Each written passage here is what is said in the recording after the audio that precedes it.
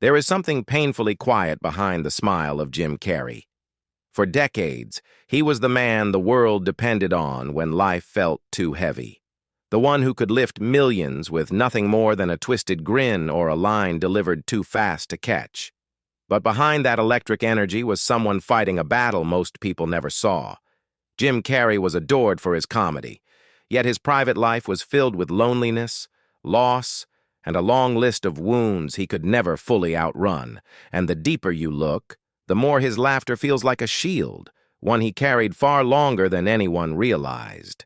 The boy who learned to hide pain. Behind a smile, Jim Carrey was born on January 17, 1962, in Newmarket, Ontario, the youngest child in a family that was doing its best to hold itself together. His mother, Kathleen, battled chronic illness, often bedridden, leaving a young Jim pacing hallways and pulling faces in the mirror to distract her from pain. His father, Percy, a saxophonist who once dared to dream of big stages, had abandoned music to take the safe job as an accountant. But even that stability disappeared when Percy was fired, plunging the family into a financial crisis that would shape Jim for the rest of his life. They became homeless. Not in a dramatic Hollywood way, in a slow, humiliating slide that ended with the Carreys living in a Volkswagen bus parked in his sister's driveway, and later in a tent on the shores of Lake Ontario. Jim, only a teenager, worked as a janitor and security guard at a tire factory to help the family survive. He dropped out of school at 16 and never returned. Behind the goofy voices and impressions, there was a boy terrified of failing like his father. Jim has said many times that watching his dad abandon his dreams was the most defining lesson of his life. Percy was funny, maybe even funnier than Jim, but he chose safety and still fell. "You can fail at what you don't want," Jim would later say, "so you might as well take a chance on what you love." That belief became Jim's engine, but it also came from a place of deep fear, the fear of becoming invisible, the fear of being powerless, the fear of never being enough. He chased comedy like someone running from a fire, not running toward a spotlight. The dream, the rejections, and the desperate fight for a break. Jim Carrey's rise wasn't an overnight miracle. It was a long stretch of humiliation, fear, and nights where he wondered if he was delusional for believing he could make people laugh for a living. At 10 years old, he mailed a resume to the Carol Burnett Show, certain that talent alone would kick open a door.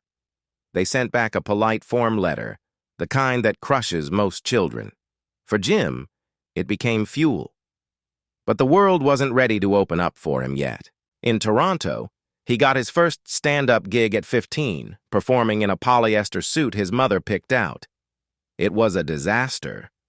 The audience booed him. His impressions fell flat. The humiliation hit so hard that he considered quitting forever. But comedy was the only thing that made sense, the only thing he had left. So he forced himself back on stage 2 years later, determined to rebuild from scratch. Through the late 1970s and early 1980s, he lived between hope and heartbreak. He auditioned 3 separate times for Saturday Night Live, each time rejected, including once without even being allowed to perform for Lorne Michaels. He bombed as an opening act for the rock band Gatto, getting booed off stage in 1981. Afterward, he sat in an empty dressing room wondering if he was truly meant to do this, but there were small sparks of hope. A Toronto Star review called him a rising star. He got attention at the comedy club Yuck Yucks. He performed on An Evening at the Improv. Rodney Dangerfield took him on tour. Every step forward, however, came with moments that nearly broke him. He studied other comedians obsessively, convinced he was falling behind. He rewrote routines again and again. He pushed himself so hard that loneliness became normal, a side effect of obsession. By 1983, he took his biggest gamble and moved to Hollywood. He performed at the Comedy Store, trying desperately to get noticed by The Tonight Show. But Los Angeles was cold to him at first. Casting directors saw him as too weird, too energetic, too much. For a young man who had already lived through homelessness, These Hollywood rejections didn't just hurt. They echoed the same fear he'd carried since childhood, that even giving everything he had might still never be enough: fame, fortune, and the silent weight of success. Jim Carrey's life changed forever between 1990 and 1994. But even in his breakthrough years, the cracks beneath the surface only grew deeper. His role on In Living Color from 1990 to 1994 finally made Hollywood pay attention. The bizarre characters, the manic energy, the fearlessness. It was everything casting directors once dismissed, suddenly celebrated. And just like that, the doors he'd been banging on for years burst open. In 1994, 3 films changed his life in a single year: Ace Ventura, Pet Detective, The Mask, and Dumb and Dumber. Each one a massive hit, each one confirming that Jim Carrey wasn't just a comedian, he was a phenomenon. Ace Ventura earned $72 million. The Mask made over $350 million worldwide. Dumb and Dumber passed $270 million. Hollywood had never seen anything like him. Studios were fighting over him. Fans were screaming his name. And Jim Carrey became the first actor in history to be paid $20 million for a film, starting with The Cable Guy in 1996. From the outside, this was the dream. From the inside, it was a collapse waiting to happen. Because while the world was laughing, Jim was grieving. He lost his mother in 1991, then his father in 1994, the same year he became an international superstar. At the height of his success, he was burying the 2 people he had spent his entire life trying to make proud.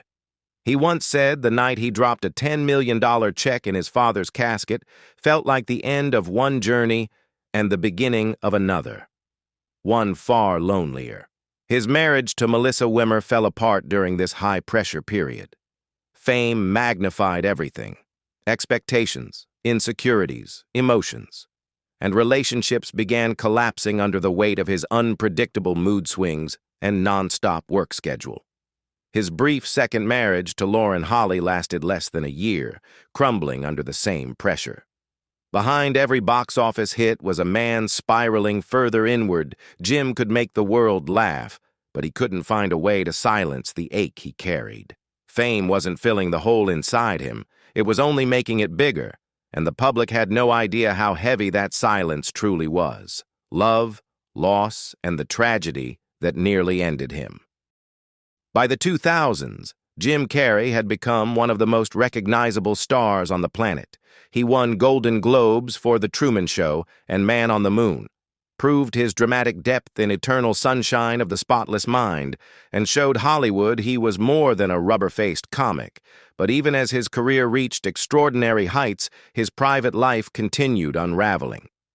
His relationships came and went in painful cycles: Lauren Holly, Renee Zellweger, January Jones, and then 5 intense years with Jenny McCarthy from 2005 to 2010. Many described Jim as warm one moment and distant the next. A man whose heart switched between vulnerability and walls so high no one could climb them. Behind his success, depression followed him everywhere, something he later admitted he had battled since his youth. He had taken Prozac for years, but eventually quit, saying it only numbed him instead of healing him. But nothing prepared him for 2012, when he met Catriona White, a 27-year-old Irish makeup artist. Their relationship was passionate, unstable, and often painful. An on and off emotional storm involving love, jealousy, reconciliations, and long silences. Yet Jim cared for her deeply, and she, despite her own struggles, loved him with equal intensity. Then came September 2015.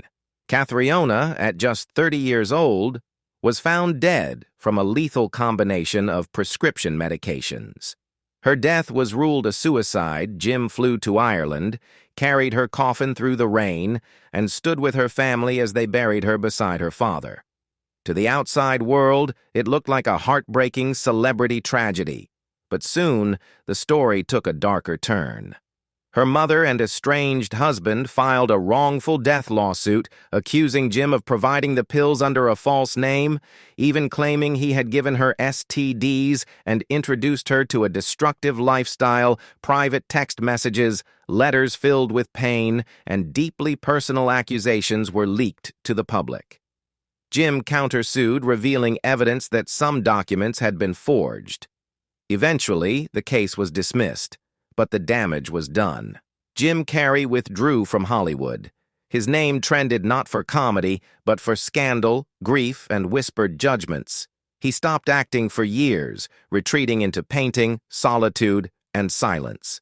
This was the moment the world stopped laughing, and Jim stopped pretending he was okay, disappearing from Hollywood and the battle no one saw. After the lawsuit surrounding Cathriona, White finally collapsed, Jim Carrey didn't celebrate or feel vindicated. He simply vanished. The man who once dominated every box office chart, who made the entire world laugh, retreated from public life as if he had nothing left to give. Years earlier, he had said that fame is not a place that's comfortable for very long. But now, it wasn't just uncomfortable, it was unbearable. In 2016, he stopped taking major roles. His social media went quiet. Studios that once begged him to star in films no longer knew where he was or whether he would ever act again. Jim immersed himself in painting, sculpting, and isolation, not to reinvent himself, but to survive.